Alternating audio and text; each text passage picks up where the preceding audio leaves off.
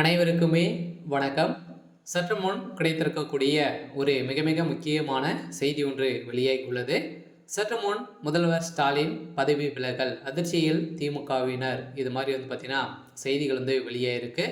So இப்போ பார்த்தீங்கன்னா மத்திய அரசு ஒரு தீர்மானங்கள் கொண்டு வந்திருக்காங்க இல்லையா? ஸோ இப்போ பார்த்தீங்கன்னா தமிழகத்தில் ஸோ மதுரை ஒரு பகுதியில் பார்த்தீங்கன்னா சுரங்கப்பாதை ஸோ நடைமுறைப்படுத்த போகிறதாக ஒரு செய்தி வெளியேறிச்சு. ஸோ பார்த்தீங்கன்னா அதுக்கு தகுந்த வேலைகள் அனைத்துமே நடந்துட்டு வந்திருக்கக்கூடிய சூழ்நிலையில் தான் இப்போ அதற்கு எதிர்ப்புகள் தெரிவித்துட்டு வந்த நிலையில் திமுக சார்ந்த அமைச்சர்களும் முதல்வர் ஸ்டாலின் அவர்களும் பார்த்தீங்கன்னா போராட்டத்தில் ஈடுபட்டு இருந்தாங்க. ஸோ அந்த போராட்டத்தின் அடிப்படையில் அங்கு ஒரு மிகப்பெரிய கலவரங்களாகவே மாறி இருந்தது.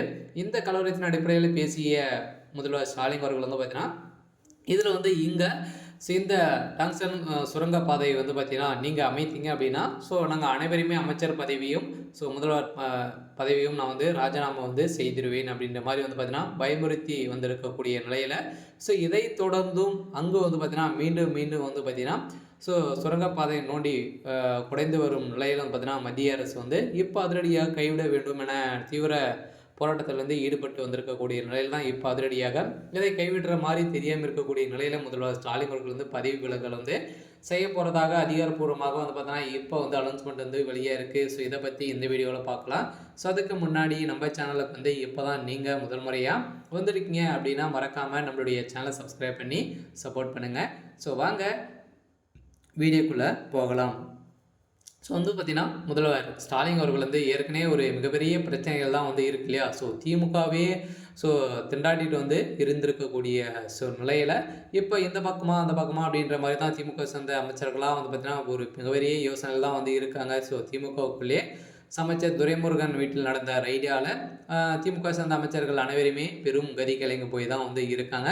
இதில் திமுக சேர்ந்த அமைச்சர் கொடுத்த வாக்குமூலத்தாலும் ஸோ முதல்வர் ஸ்டாலின் அவர்களுக்கு அவருடைய பதவிக்கு ஒரு மிகப்பெரிய கேள்விக்குறியாக தான் இருக்குது. ஸோ இந்த கேள்விக்குறியின் அடிப்படையில் தான் இப்போ முதல்வர் ஸ்டாலின் பதவி விலகலை செய்ய போகிறதாகவும் ஏற்கனவே பார்த்தீங்கன்னா டாங்ஸ்டன் சுரங்கப்பாதையில் பார்த்தீங்கன்னா எதிர்ப்புகள் தெரிவித்துட்டு வந்த நிலையில் ஸோ அங்கும் பார்த்தீங்கன்னா நடந்தது அப்படின்னா ஸோ நான் பார்த்தீங்கன்னா முதல்வர் பதவி ராஜினாமா பண்ணுவோம் அப்படின்ற மாதிரி தான் முதல்வர் ஸ்டாலின் அவர்கள் அறிக்கை கொடுத்துருந்தாரு.